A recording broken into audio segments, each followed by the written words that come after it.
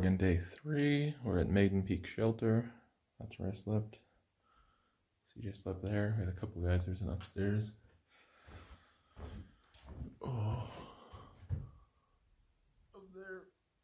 Slept up there. Getting a super late start, like 10 o'clock, but we're only going like 10 miles to a burn section. Hang out at the lake there, and then we'll see. Maybe we'll go through the burn section when it cools off. So that's the plan.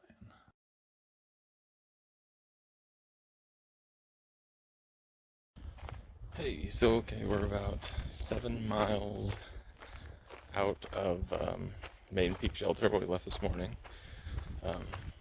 Super nice to sleep in a nice shelter like that. We stopped off at Bobby Lake, which is about 3 miles in, and then a quarter mile off the trail. Got water there. Got the hat's wet, the head's wet, because it is a warm one. We got a late start. The other guys that slept with us left at 5. I usually leave at like 7:30, but since it was CJ's first day on trail yesterday and there was a lot of elevation, I was like, just if he's still sleeping, let's let him sleep. So he slept till like 10. We were probably out there about 10:30, but man, even by 10:30 you go outside and it was pretty darn warm. And pretty decent amount of elevation gain, especially for someone who hasn't been doing it. So I only planned on a short 10-mile day to Charlton Lake. Like I said, we stopped at Bobby, got water there, and then there's a lot of uphill after that. I mean, uphill's relative to what you've done. All the other thru hikers I've been talking to are like, Oregon's so flat. So, I mean, he hasn't been doing anything, so a lot of uphill for him. We just reached the top of the uphill section now. We have about 3 miles, less than 3 miles left, down to Charlton Lake, and haven't had service since, just a little bit past Shelter Cove yesterday. Luckily, I told everyone we're going to Maiden Peak Shelter, and then maybe I did have a couple bars of service. Yeah, Bobby Lake, it popped on, so I was able to send a couple messages saying we're going to stay at Charlton Lake tonight before the burn section. They got that, so I didn't have to worry about service, but we just haven't had it all day. Now we're, like I said, about 3 miles out from Charlton. We stopped at the top. I was talking to CJ, and his legs are just killing him. He's got a lot of old wrestling leg injury issues.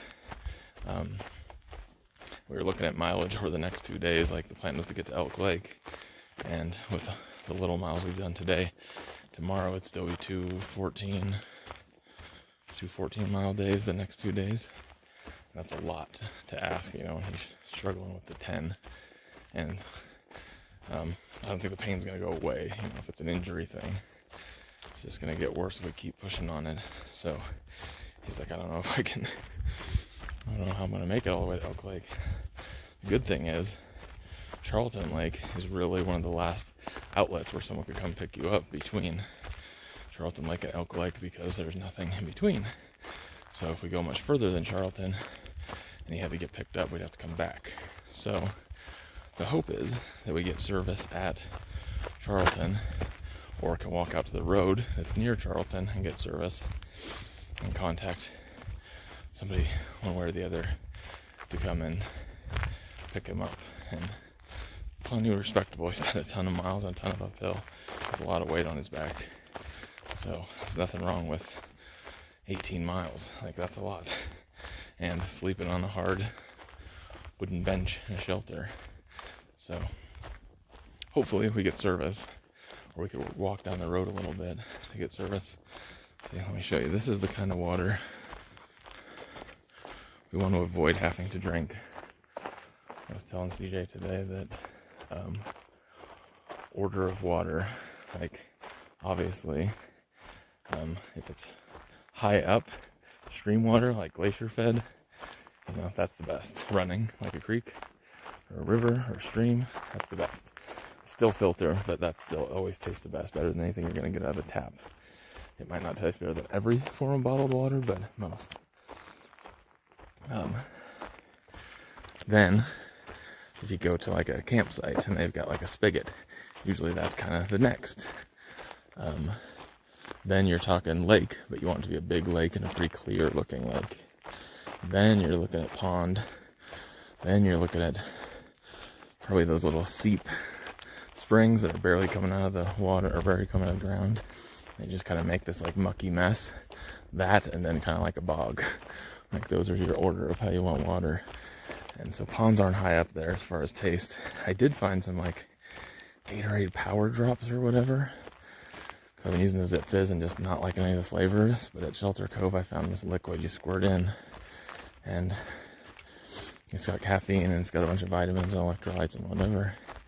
And for now, I mean, everything's bad once your water gets hot, and it's the best when the water's cool, just like Zip Fizz. But I'm not hating the flavor. So that'll help. I got water out of Upper Rosary. It had a little bit of a taste to it. A lot of floaters in the dirty water bag. So that helped to add a little bit of that. So anyway, that's the plan. Charlton Lake. Hopefully get service soon. Walk down the road if we need to. Or I can if he's not feeling up to it. See if we get service. Let's see if we can get someone to get him a ride out of here tonight. I think worst case scenario, I could bust out my Garmin or turn it on, and I think I can link it, and I could contact my dad or my wife, who could in turn, either my dad could come out here and pick him up, or in turn could contact his girlfriend to come pick him up. So yeah, that is the plan now. So hopefully there's just service at the lake and make it a lot easier for him. He could contact her, she could come out.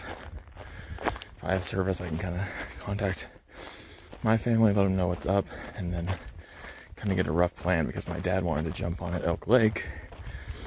But we're kind of waiting on, I had some extra gear arriving, or secondary gear. I had a new pack and a new tent from Z-Packs that I ordered forever ago, which they are always made to order, so it takes a long time. Now COVID, it takes even longer. So I'm like halfway into the hike, which, by the way, I did hit the halfway mark today, just out of Bobby Lake. So yay, halfway through Oregon. That's pretty cool. So anyway, I'm waiting for that stuff to arrive, because when it does, then if my dad wants to hike with me, he can take my my pack and my tent, and I take my new pack, my new tent. But if it doesn't, then we're kind of at this iffy situation. We have another bag.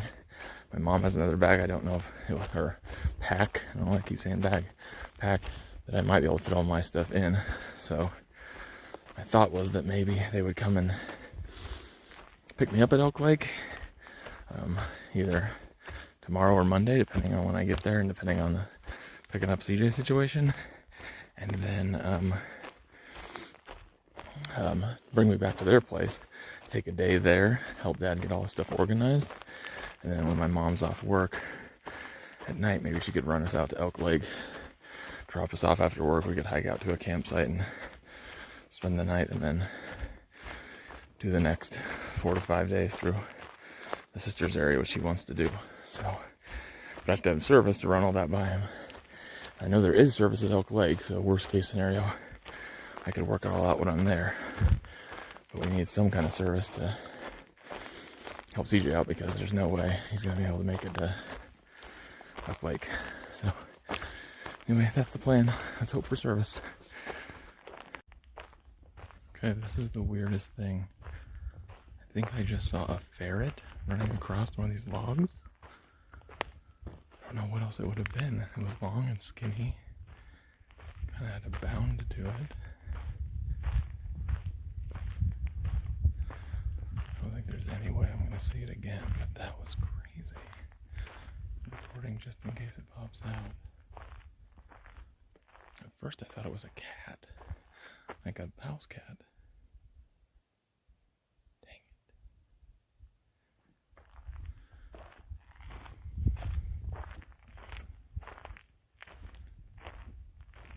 I have no idea what else it could have been. Do they have ferrets in the wild? It's so freaking weird.